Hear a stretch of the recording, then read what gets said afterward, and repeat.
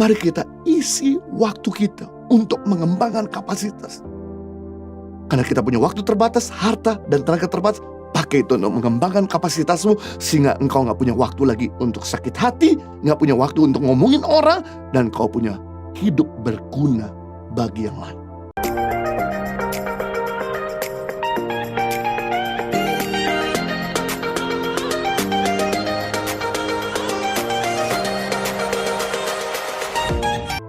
Yang kedua, cara kita keluar dari toxic relationship yaitu mengisi waktu untuk mengembangkan kapasitas. Mengisi kegiatan yang bermanfaat buat diri kita. Kita punya waktu terbatas, harta terbatas, tenaga terbatas. Jangan pakai yang terbatas untuk sakit hati dengan temanmu yang menjadi toksik. Tapi pakailah semua yang terbatas yang kita miliki untuk mengembangkan diri kita. Matius pasal 25 ayat 14-19 cerita di mana Yesus memberikan sebuah perumpamaan tentang talenta. Ada satu orang tuan memiliki 3 orang hamba. Hamba yang pertama diberikan 5 talenta. Hamba yang kedua diberikan 2 talenta. Dan hamba yang terakhir diberikan 1 talenta. Masing-masing diberikan sesuai dengan kesanggupannya. Lalu tuan itu berangkat. Hamba yang punya 5 talenta coba menjalankan dan mengembangkan menjadi 10 talenta. Hamba yang punya 2 talenta menjalankan dan mengembangkan menjadi 4 talenta. Tetapi hamba yang punya 1 talenta coba menjalankan yang gagal. Kemudian dia jadi toksik bagi yang lain. Dia ngomongin pemimpinnya jahat, menuai di tempat dia tidak pernah menabur, berarti menuduh pemimpinnya pencuri. Akhirnya talenta tetap 1 dan tidak berkembang. Puji Tuhan,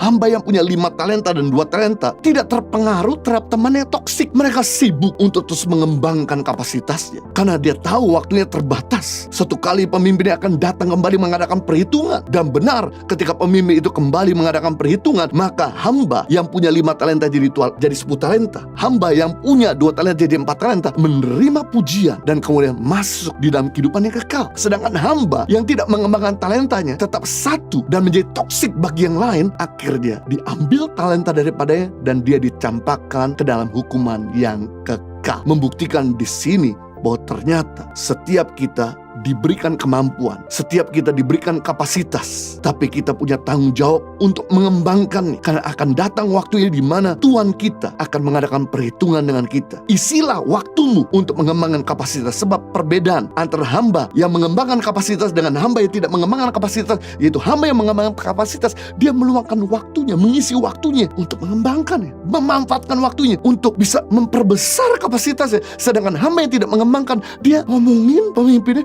ngomongin yang lain, dia tetap bermalas-malasan. Nah, yang menarik, setiap manusia itu lahir dengan kemampuan dan kapasitas. Every people born with ability and capacity. Karena firman Tuhan berkata dalam Matius 25:15, yang seorang diberikan 5 talenta, yang seorang lagi 2, yang seorang lagi 1. Masing-masing diberikan sesuai dengan kesanggupannya. Perhatikan, dari ketiga orang hamba ini tidak ada satupun yang tidak diberikan kemampuan. Berarti setiap orang lahir di muka bumi ini punya kemampuan, punya kapasitas, punya skill. Ada 4 tujuan Tuhan memberikan skill atau kemampuan atau kapasitas dalam kehidupan kita. Yang pertama, agar kita mencari nafkah. Dengan talenta saudara dagang, saudara bisa mencari nafkah. Dengan talenta saudara musik, bernyanyi, Anda bisa cari nafkah.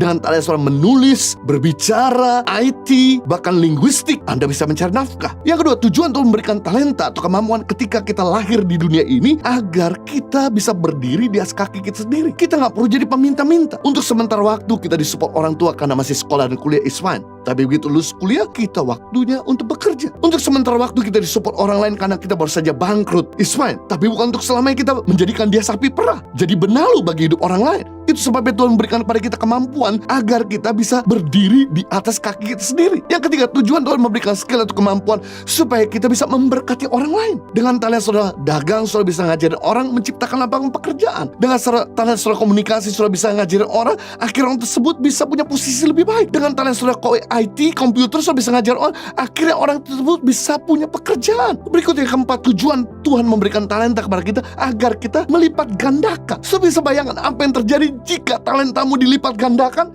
maka nafkahmu makin besar. Kita makin berdiri di atas kaki kita sendiri. Kita bisa jadi berkat buat lebih banyak lagi orang. Dan kita bisa bertanggung jawab sama Tuhan. Dan ketika Tuhan panggil kita udah melipat gandakan. Dan ketika kita ada di nanti bersama-sama dengan Tuhan, kita akan memerintah bersama dengan Dia sesuai dengan talenta dan kemampuan yang Tuhan percayakan sama kita. Dan kita kembangkan. Setiap kita lahir dengan kemampuan, tapi kita punya tanggung jawab untuk mengembangkannya. Setiap kali saya pergi ke kuburan, saya sedih bukan karena berduka saja dengan orang yang telah pergi, tetapi saya sedih ketika saya melihat di dalam kuburan ada begitu banyak orang besar yang tidak menjadi besar. Kuburan adalah tempat orang sukses yang tidak pernah menjadi sukses. Ketika saya coba membayangkan pada kuburan tersebut, ada begitu banyak desain-desain yang belum sempat dibuat sama orang itu, tapi karena sakit hatinya sama temannya, maka mereka bawa masuk dalam kuburan. Ada begitu banyak produk-produk yang belum sempat dibuat sama orang tersebut, tapi karena kemalasannya, mereka bawa masuk dalam kuburan.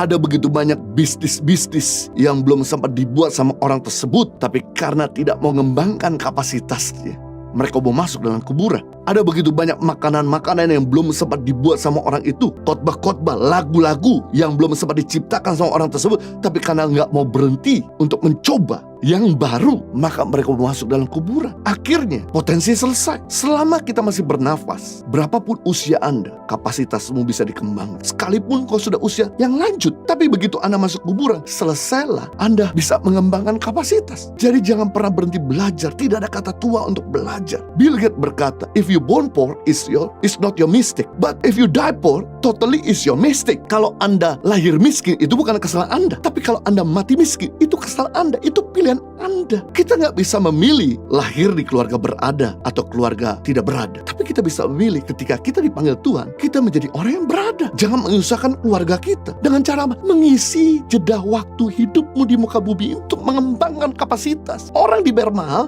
karena orang itu punya kemampuan. Orang dibayar mahal karena orang itu excellent. Di masa pandemik ini, saya melihat ada teman saya yang bangunnya siang, bersantai-santai, tidak mau berpikir keras, kerjanya malas-malasan, ngomongin orang, kurang berdoa, jarang merenung firman Tuhan, tidak mau terlibat dalam komunitas rohani. Tapi di masa pandemik ini, ada teman saya juga, dia bangun pagi, langsung berdoa, suka merenung firman, kerja sungguh-sungguh, punya waktu dengan keluarga, ada waktu olahraga, komit di komunitas rohani, di Komsel. Sebagai hasilnya, mereka itu bagaikan langit dan bumi, baik finansial, kesehatan, maupun kualitasnya. Jadi Anda nggak bisa iri sama keberhasilan seseorang. Yang kita bisa lakukan adalah analisa. Kenapa dia bisa berhasil? Pasti ada harga yang dia bayar. Sementara kita santai-santai, dia berpikir keras. Sementara kita tidur-tidur, dia bekerja. Sementara kita nggak mau bayar harga, dia bayar harga dengan sungguh-sungguh. Makanya hasilnya tidak mengecewakan. Masing-masing di antara kita menghadapi problem, tekanan, dan tantangan. Pilihan di tangan kita. Apakah kita mau better atau worse? Lebih baik atau lebih buruk? Apakah kita mau maju atau tidak? Apakah kita mau pahit atau mengampuni? Mari kita isi waktu kita untuk mengembangkan kapasitas. Karena kita punya waktu terbatas, harta dan tenaga terbatas. Pakai itu untuk mengembangkan kapasitasmu, sehingga engkau gak punya waktu lagi untuk sakit hati, gak punya waktu untuk ngomongin orang, dan kau punya hidup berguna bagi yang lain.